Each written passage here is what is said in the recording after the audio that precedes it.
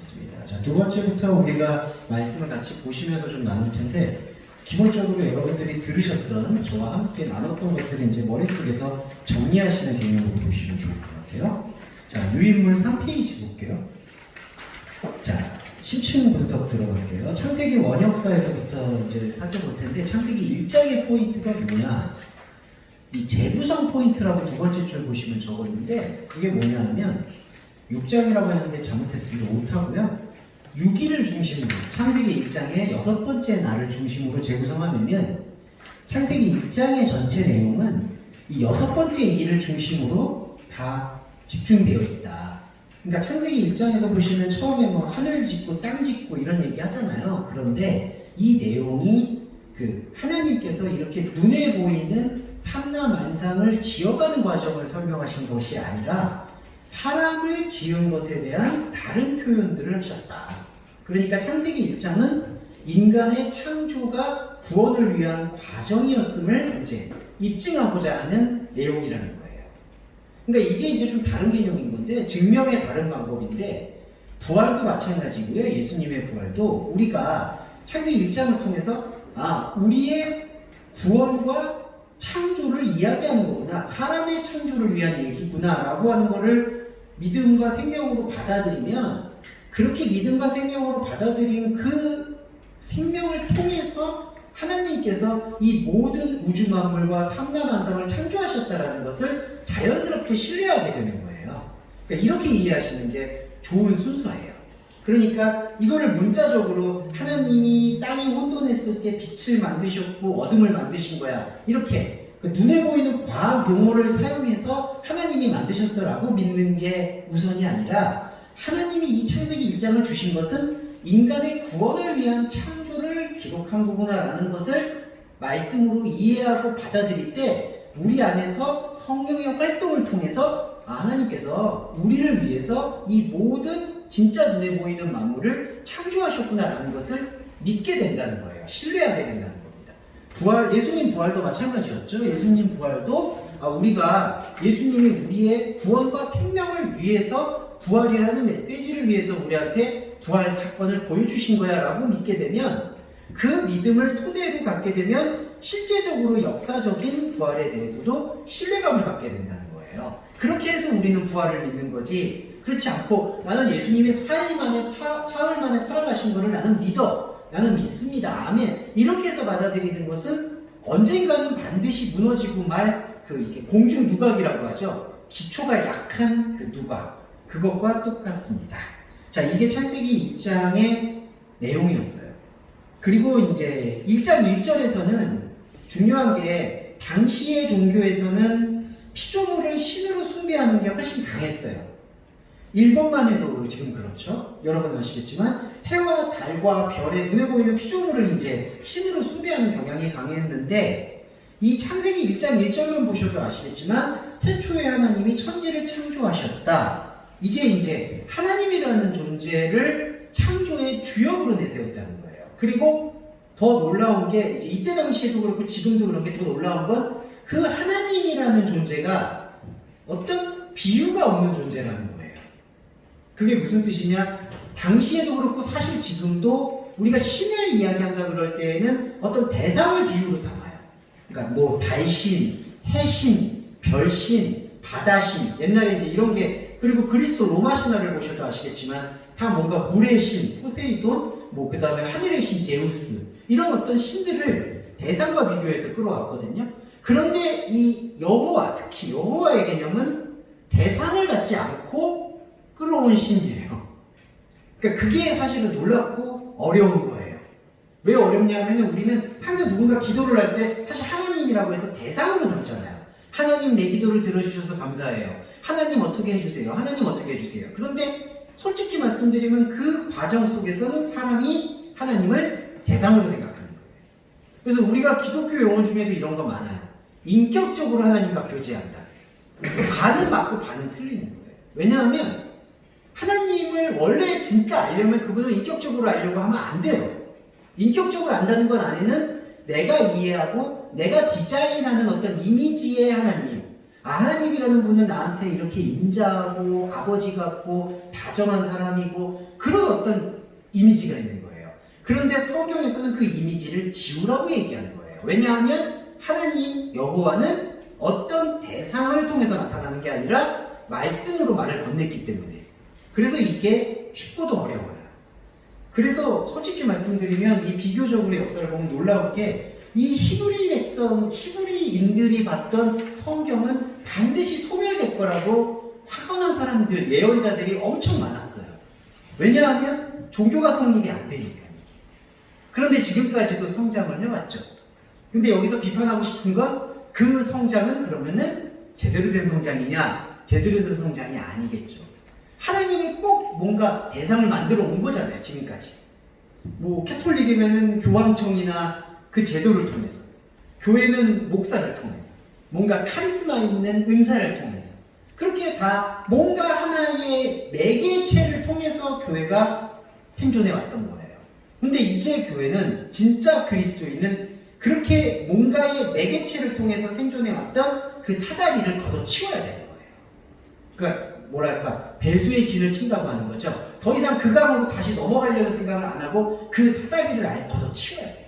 그리고 대상이 없이, 느낌이 없이, 감정이 없이 하나님을 받아들이는 것. 그게 창세기 1장 1절을 제대로 받아들이는 그리스도인의 자세입니다. 자, 이렇게 설명드릴 수 있겠죠? 그리고 이 1장의 생명 포인트 중에 또 두 개하고 연결을 해서 볼 게 있는데요. 자, 창세기 1장 29절과 30절에 보시면은 그 얘기가 나와요. 이거를 우리 동영상 선생님 한번 읽어주실까요? 근데 성경이 없죠. 그러면 죄송해요. 빨리 넘어갈게요. 이수님 박사님이 성경을 갖고 계셔서 읽어주실게요. 1장 29절하고 30절 읽어주실게요. 1장이죠. 네, 1장입니다. 하나님이 이르시되 내가 온 지면에 씨 맺는 모든 채소와 씨 가진 열매 맺는 모든 나무를 너희에게 주노니 너희의 먹을 거리가 되리라. 또 땅의 모든 짐승과 하늘의 모든 새와 생명이 있어 땅에 기는 모든 것에게는 내가 모든 푸른 풀을 먹을 거리로 주노라 하시니 그대로 되니라. 네. 자, 창세기 1장 29절과 30절은 하나님이 지금 누구한테 명령을 하시는 거냐면은 그 사람에게 명령을 하세요. 그러면은 이 명령이 어떤 명령이냐? 그냥 너가 삶을 살아가는데 필요한 양식을 주겠다라는 그런 일반을 얘기하는 게 아니라 2장으로 넘어가면 2장 16절에 이 얘기가 나와요. 제가 이걸 읽어드릴게요. 여호와 하나님이 그 사람에게 명하여 이르시되 동산 각종 나무는 너가 반드시 먹어라. 제가 요거는 원문의 의미를 살려서 번역드린 겁니다. 한글 번역은 동산 나무의 열매는 임의로 먹되라고 되어 있는데 그 번역은 적절하지 않은 번역이고요. 반드시 먹으라는 강조법이에요. 동산 중앙 나무의 열매라는 단어 없어서 동산 중앙의 나무는 반드시 먹어라. 자, 1장 29절과 3절에 하나님이 너희의 먹을거리가 되려고 주신 것의 목적은 이걸 먹는 거야 사는 거야 라는 것만인데 그 내용은 바로 2장 16절에 하나님이 생기를 코에 불어넣은 그 아담에게 주셨던, 바로 우리에게 주셨던 명령과 동일한 거예요. 자, 이 얘기가 뭐냐? 아까 1장이 하나님이 인간 창조잖아요. 근데 이게 창조가 어떤 창조를 얘기하냐면은 이렇게 육신을 가진 창조를 얘기하는 게 본질이 아니에요. 우리의 존재가 하나님에게로 눈이 떠서 하나님과 연합되어지는 참 사람이 되어지는 이야기가 창세기 1장 이야기예요. 그러면 이 육신이 주어진 것을 창조하는 게 본질 목적이 아니라 영적 존재가 되어지는 게 본질 목적이라면 그 본질 목적에 가장 부합되는 하나님의 명령은 바로 2장 16절에 있는 거죠. 여호와 하나님이 그 사람, 바로 여러분과 나예요. 나한테 여호와 하나님이 영적 존재가 되기 위해서 명령하신 게 동산 나무를 반드시 먹으라는 거예요. 여기 동산이 뭔가요? 에덴 동산. 자, 이게 바로 하나님이 주셨던 생명의 포인트예요. 이게 인간 창조의 목적인 거예요. 자, 여러분 여기서 말씀드리는 인간 창조의 목적. 자, 그 창조는 이 보이는 현상의 물질의 창조의 목적이 있는 게 아니라 이 물질은 하나님이 그저 주어진 어떤 질그릇이고요. 이 질그릇인 인간이 진짜 창조가 되려면 바로 2장 16절에 동산나무를 먹는 생명 섭취가 일어나야 된다. 이게 진짜 창조의 합이 맞는 거예요. 자, 그 합을 더 부연 설명한 게 1장 26절과 28절 내용이에요. 자, 이 얘기는 또 성경을 갖고 계신 박형수 지스님께서 1장 26절. 예, 26절과 28절. 하나님이 이르시되 우리의 형상을 따라 우리의 모양대로 우리가 사람을 만들고 그들로 바다의 물고기와 하늘의 새와 가축과 온 땅과 땅에 기는 모든 것을 다스리게 하자 하시고 하나님이 자기 형상 곧 하나님의 형상대로 사람을 창조하시되 남자와 여자를 창조하시고. 네, 여기까지 듣겠습니다. 자, 여기서 우리한테 중요했던 게 하나님의 창조 목적이라고 말씀을 드렸는데, 자, 하나님의 창조 목적의 오묘함이 여기 26절에 보시면 있어요. 우리의 형상을 따라 우리의 모양대로. 여기서도 번역이 좀 바뀌었는데 제가 풀어드리면 우리의 모양대로가 본질이고요. 우리의 모양대로가 본질이고 형상을 따라라고 했을 때 이 형상이 바로 현상이에요. 보이는 거예요. 그러니까 우리의 모양대로라고 말한 것은 보이지 않는 것, 본질이고 형상이라는 것은 보이는 것, 현상을 얘기하는 거예요. 네. 자, 이거를 지금 설명드리는 하나님의 창조 목적이 뭐냐 하면 인간은 하나님과 다르면서도 하나님과 하나가 될 수 있다라는 연합의 가능성을 열어보이신 거예요. 왜냐하면 형상을 따르는 하나님이 아니에요. 그래서 놀라운 건 우리의 형상이라고 번역되어 있는 이 단어는 성구사전을 한번 보시면 우상이라는 단어로 되게 많이 나와요. 우상 숭배하지 말라. 그 얘기 들어보셨죠? 그러니까 이게 대상이에요. 하나님이 근데 대상이 없잖아요. 그게 뭐냐? 우리도 지금 대상이죠, 여러분. 그냥 이렇게 이게 잡히잖아요, 여러분. 대상이죠? 이걸 이제 서브젝트라고 얘기할 수 있겠는데 대상은 하나님이 아니잖아요. 근데 우리가 왜 대상으로 지어졌냐? 내가 하나님과 다르다라는 것을 깨닫게 해주기 위해서 이렇게 대상으로 주어진 거예요. 만약에 우리가 대상으로 안 주어졌다 그러면은 저희가 이렇게 각자가 눈을 마주치거나 이렇게 각자 있을 수가 없는 거예요. 이순희 권사님이 저하고 완전히 다르듯이 하나님과 이순희 권사님이 다른 거예요. 하나님은 대상이 없죠? 이순희 권사님은 대상이 있는 거예요. 이게 형상을 따라요. 그런데 대상인데 하나님과는 다른데 지금 이순희 권사님이나 저나 하나님을 이해하고 있죠. 하나님을 느끼고 있죠. 하나님의 사랑이나 교감을 말씀으로 받아들이고 있죠. 이거는 무슨 증거냐? 우리 안에 하나님이 있다라는 증거예요. 이렇게. 그래서 여기 두 번째 보시면 우리의 모양대로가 우리의 본질, 그거를 설명하고 있는 거예요. 그래서 이거를 정리를 해보면 우리는 하나님과 다른 걸 알아요. 내가 대상이니까. 그런데 내 안에 하나님이 있는 걸 알아요. 그리고 심지어는 내가 하나님인 걸 알아요. 왜냐하면 그게 어떤 뜻이냐면 내가 하나님이다, 대상으로서의 하나님이라는 얘기가 아니라 하나님의 사랑이 내 안에 있으면 바로 나도 하나님이에요. 왜냐하면 하나님이 나를 의로 여겨주시니까 그게 하나님이 된다는 거예요. 그래서 이게 형상을 따라 모양대로예요. 그러면 27절 볼게요. 좀 어렵지만 이거 이해하시는 거 다 이해하실 거라고 봅니다. 하나님이 자기 형상, 하나님의 형상. 자, 이 형상이라는 단어는요, 아까 26절에서 말하는 그 모양이라는 단어의 그 본질이에요. 같은 단어예요. 그럼 그 얘기는 뭐냐면 27절에 형상을 지금 두 번 강조했는데 이 형상이 눈에 보이는 걸 얘기하는 게 아니라 본질을 뜻하는 거예요. 그러면은 본질로 사람을 창조했다는 뜻이 뭘까요? 여기서 우리는 바로 여호와 그리스도를 찾을 수가 있어요. 자, 26절에서는 우리를 얘기한 거예요.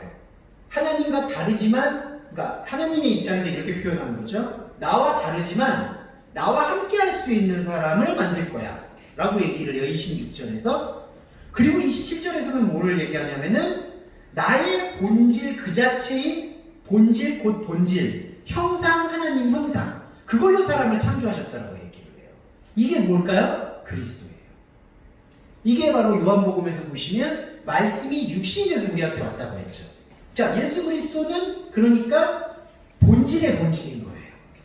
우리와 달랐죠. 그러니까 예수 그리스도는 대상이었지만 대상이 아니고 하나님이었지만 하나님이 아니었던 거예요. 그러함으로써 우리를 생명으로 이끌어 주시는 거예요. 그게 뭐 어디에 나오냐? 사람을 창조하고 남자와 여자를 창조하셨더라고요. 여기서 남자와 여자가 성경 전체의 그랜드 알레고리라고 말씀을 드렸죠. 성경 전체의 그랜드 알레고리 중에 남자와 여자는 뭘까요? 바로 신랑과 신부의 하나됨이에요. 혼인잔치를 설명하고 있어요. 그때의 신랑은 누구를 예표할까요? 그리스도예요. 신부는 우리예요. 그래서 여기서의 사람은 곧 그리스도를 품은 우리를 말하고 하게 되는 거예요. 왜냐하면 남자와 여자가 둘 다 나중에 하나님께서는 그 사람으로 품어주시는 거죠. 우리도 마찬가지잖아요. 우리 안에 어떻게 하나님을 알아볼 수 있는 안목이 생길까요? 이 눈에 보이는 문자로 안목이 생길까요? 그렇지가 않죠. 우리 안에 하나님의 형상, 곧 본질인 예수 그리스도의 말씀이 살아서 역사하고 운동력이 있기 때문에 우리가 하나님을 알아보는 거예요. 그러니까 내가 대상 자체로만 있다라면 절대로 하나님을 알아볼 수가 없는 거죠. 그런데 하나님이 우리에게 우리의 대상과 똑같은 존재, 곧 예수 그리스도라는 존재를 허락하시고 보내주셨으니까 대상인 우리가 하나님을 이해할 수가 있는 거예요. 그래서 우리가 예수 그리스도를 유일한 구원자다, 독생자다라고 표현하는 게 이 맥락과 연합이 되는 거죠. 그러면 얘기가 길어지겠지만 이 얘기는 중요하니까, 그러면 하나님의 그리스도는 신약 성경에 나왔는데 예수 그리스도는 그러면 구약 성경에는 그러면 예수 그리스도의 예표는 없는 거냐? 라고 묻는 분들이 계시는데 구약 성경의 예표는 뭘까요? 여호와예요. 하나님 이름이 두 개가 나오잖아요. 하나님이란 이름은 히브리어로 엘로힘. 엘로힘만 써도 되는데 여기서는 계속 여호와를 써요. 여호와는 뭘까요? 스스로 있는 자라는 뜻이에요. 혈연이 없는 자예요. 자, 예수님도 보세요. 독생자라는 게 뭘까요? 사생아라는 뜻이에요. 부모를 모르는 사람. 이 모노게네스라는 게 바로 그 뜻이에요. 부모를 모르는 사람. 그 마리아의 무염수태라는 게 그걸 입증하는 거예요. 무염수태가 뭔가 순결한 자녀라는 걸 입증하는 게 아니라요. 마리아의 동정녀된 무염수태의 본질은 예수님이 사생아라는 걸 밝히기 위함이에요. 이렇게 얘기하면 사람들이 되게 편견을 갖고 사생아 나쁜 거네 이렇게 듣는데 그게 아니라 부모님의 족보가 없는 거라는 거죠. 그러니까 사람이 생각하는 혈연이 없는 거예요. 그게 여호와예요. 구약으로 들어오면 여호와는 왜냐하면 어디에도 비교할 수 없는 존재니까. 최소한 우리 사람은 관계적인 거기 때문에 꼭 뭔가 비교를 해가지고 나를 보잖아요. 자, 세훈자매님도 세훈자매님을 자매님이라고 얘기할 수 있는 근거를 사실은 태어나면서부터 지금까지 뭘로 규정받았느냐? 누군가가 세훈자매님을 세훈자매님이라고 다 주니까 규정이 된 거예요. 저도 마찬가지예요. 누군가가 저를 주목사, 주작가, 뭐다 이렇게 그냥 인정을 해주니까 관계 속에서 내가 그냥 인정받았던 거죠. 그런데 그리스도인은 거기다 하나를 더 얹혀야 되는 거죠. 어떤 관계가 없어도 그냥 나를 나로 부를 수 있는 거. 여호와가 바로 그런 존재라는 거예요. 그런데 사람들이 이스라엘 백성들이 여호와를 잘 안 찾으려고 해요. 왜 그럴까요? 엘로힘만 찾으려고 해요. 엘로힘은 대상처럼 보이니까. 그러니까 저 하늘에 계시고 불로 심판하시고 나를 괴롭혔던 사람들 다 심판하시고 나를 구원하시고 대상으로 기도할 수 있고 제사 지낼 수 있고 율법을 주시고 율법을 지킬 수 있으니까 엘로힘은 잘 찾으려고 해요. 그런데 여호와는 잘 못 찾으려고 해요. 그게 속성이에요. 자, 이렇게 설명을 드려서 제가 요 창세기 1장 26절과 27절의 말씀, 그 말씀을 드렸고 남자와 여자가 바로 그리스도와 나를 상징한다. 그러면 이제 또 하나가 나오는 거죠. 자, 여성인 내가, 신부인 내가 그러면 혼인잔치에서 하나님과 함께 사람으로 곧 하나님을 알아볼 수 있는 의로운 사람으로 거듭나려면은 어떻게 해야 됩니까? 부자 청년이 예수님에게 영생을 얻으려면 어떻게 해야 합니까? 라고 물었던 거에 대한 그 질문의 유일한 답이 방금 전 말씀드렸던 2장 16절이라는 거예요. 동산나무를 반드시 먹는 것. 말씀을 제대로 인식하고 제대로 이해하면서 그 말씀에 하나가 되는 것. 자, 그게 바로 2장 16절의 명령이에요. 자, 그 명령이 지켜지지 않을 때 나타나는 게 타락입니다. 오늘 여기 타락까지만 설명을 드릴게요. 자, 2장 16절 보시면 동산 나무는 반드시 먹으라고 명령하셨죠.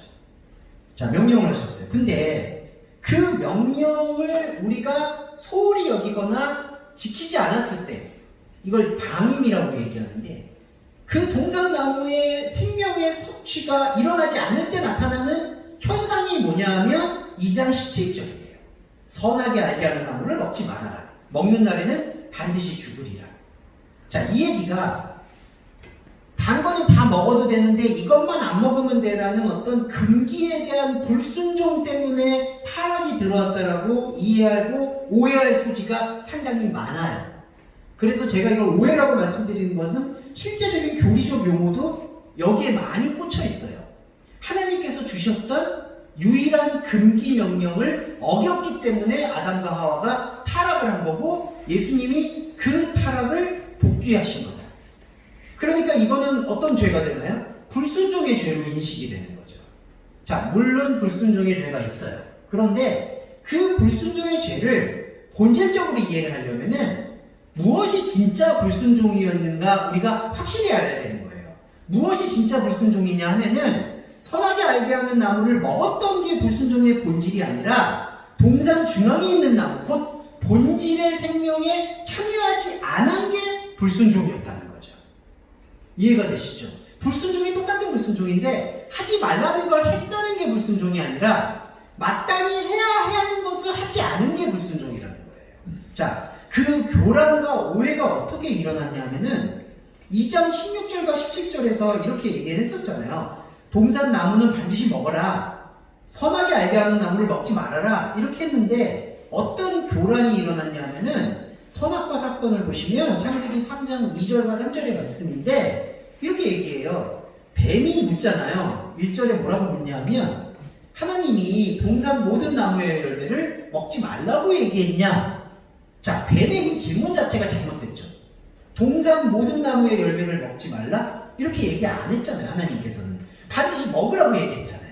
그러니까 이 질문이 지금 잘못된 거예요. 그런데 이 잘못된 질문에 대한 답도 잘못됐어요.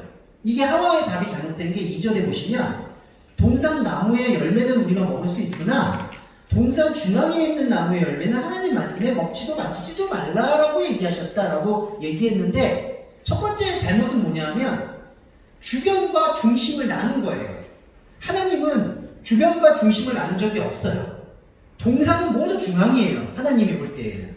그래서 2장 16절에 보시면 동산 나무는 반드시 먹으라고 얘기했잖아요. 그때 주변과 중심의 구분이 없이 하나님의 말씀에서의 동산은 그 자체가 센터, 중앙인 거예요. 그런데 지금 보시면 하와는 어떤 변질이 일어났냐 하면은 동산 중앙에 있는 나무는 반드시 먹지 말라고 뱀한테 답을 해요.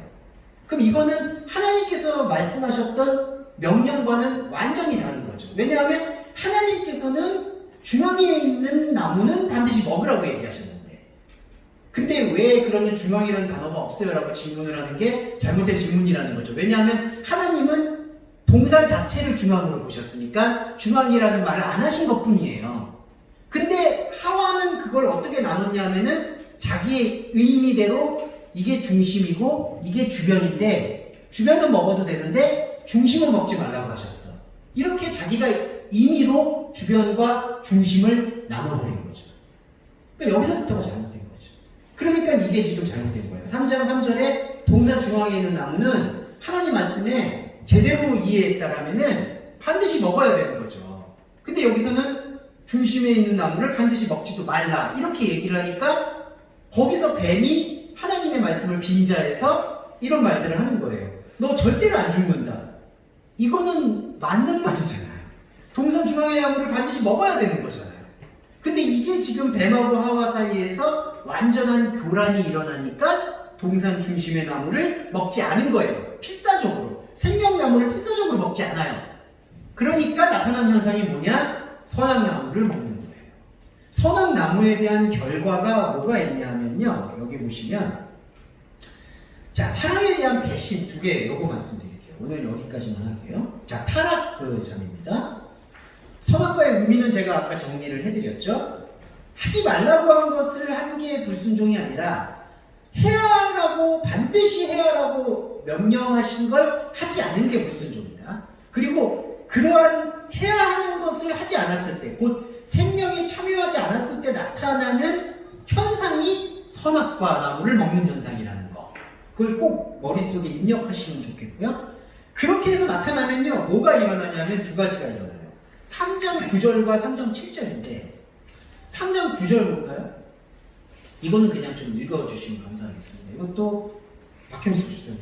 여호와 하나님은 아담을 부르시며 그에게 이르시되 내가 어디에 있느냐. 네, 자 이게 할레오라고 신약 성경에 하나님의 부르심이에요. 자, 이 부르심은 되게 서글픈 거예요. 찾지 못하는 거거든요, 지금. 그러니까 하나님이 사람을 못 알아보게 된 상태. 이게 너가 어디 있느냐라고 묻는 상태예요. 이게 되게 서글픈 거죠. 그러니까 하나님도 당신의 은혜로부터 벗어난 존재를 에덴 동산 안에서도 못 찾아. 그러니까 이게 고통스러운 거죠. 그러니까 이게 보시면 하나님의 창조가 품고 있는 필연적인 사랑에 대한 반역이고 배신인 거죠. 왜냐하면 에덴 동산에서 생명나무에 참여하고 있다라면은 하나님께서 우리한테 이렇게 질문할 필요가 없잖아요. 어디 있느냐라고 찾을 이유가 없잖아요. 근데 어디 있느냐라고 찾는 것 자체가 이미 이 하나님의 생명에 참여하지 못한 배신의 결과라는 거예요. 3장 7절을 볼까요? 요거는 이순희 권사님 마지막으로 해주실까요? 이에 그들의 눈이 밝아져 자기들이 벗은 줄을 알고 무화과 나무 잎을 엮고 치마로 삼았더라. 예, 자 하나님이 생명나무에 참여하라고 명령을 하셨죠. 왜 명령을 하셨을까가 중요해요.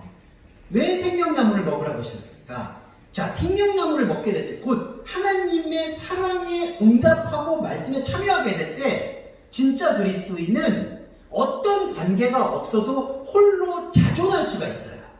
자존이라는 거 되게 중요합니다. 그러니까 하나님의 사랑만으로 내가 나를 입증할 수가 있게 되는 게 바로 그리스도인의 궁극이에요. 그러니까 구원이에요. 그게 곧.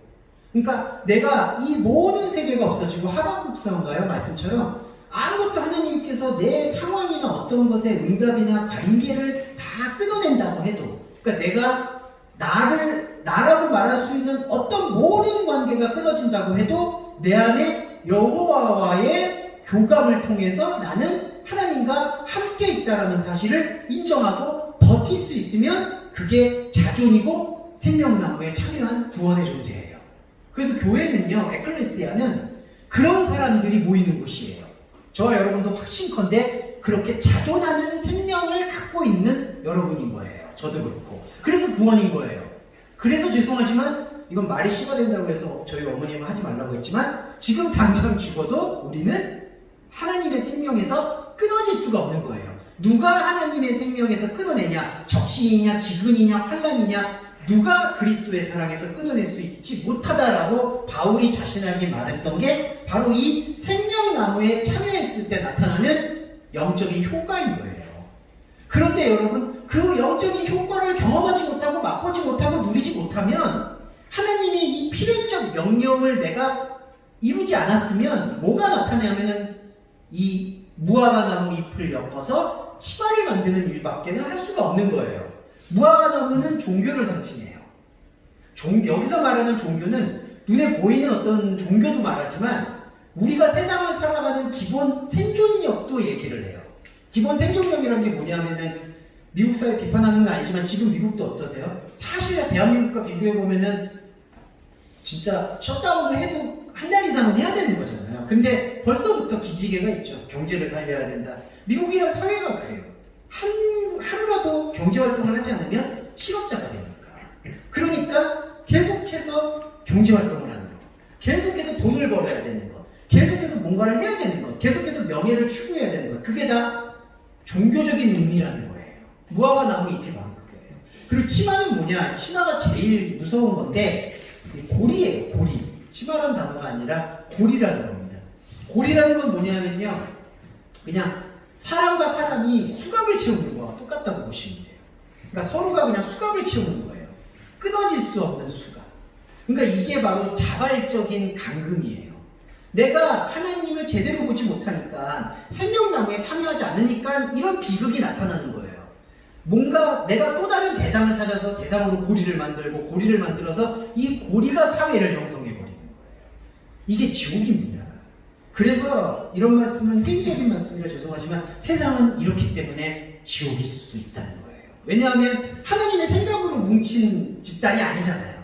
우리 사회가. 그렇기 때문에 아무리 그렇게 이 무화과 나무로 치마가 만들어버린 고리로 얽히게 된 사회는요, 아무리 그거를 좋게 포장하고 이게 무슨 사회민주주의다, 민주주의다, 뭐 개량사회주의다, 시민단체다 이런 얘기를 솔직히 아무리 포장을 해도 이게 못 벗어나게 되는 거예요. 왜냐하면 근본적으로 내가 하나님 앞에서 자존하려고 하지 않고 누군가를 통해서 발견되게 되니까. 그리고 딱 하나만 더 말씀드리면 교회는 오히려 이 무화과 나무로 치마를 만드는 거에 더 취약한 기관이 될 수 있어요. 왜냐하면 종교의 이름을 빙자할 수 있으니까. 그래서 우리가 성경에 대한 바른 이해가 가장 절대적으로 필요하다는 게 이 지점인 거예요. 왜냐하면 잘못하면 그게 또 종교의 탈을 쓰게 되고 고리가 되니까. 자, 오늘은 이 원역사에 대한 이야기 중에 타락에 대한 이야기, 역시 이 이야기에서 많은 시간을 할애할 수밖에 없네요. 네, 이렇게 말씀을 드렸고 다음 시간에 이 족장사 이야기를 통해서 창세기를 전체적으로 정리해 보겠습니다. 오늘 수고 많으셨고 기도와 주기도문으로 예배 마무리하겠습니다. 사랑의 주님, 우리는 하나님의 명령에 불순종했습니다. 그러나 이 불순종이 하나님의 사랑에 대한 필연적인 반응과 그 사랑의 말건냄에 대한 내 무시였음을 고백합니다. 하나님께서 주셨던 명령은 하지 말라는 금기의 명령이 본질이 아니라 반드시 하라고 말씀하셨던 생명과 기쁨의 참여였음을 지금 고백합니다. 이 고백을 통해서 우리의 진짜 눈이 열리게 하여 주시기를 간절히 소원합니다.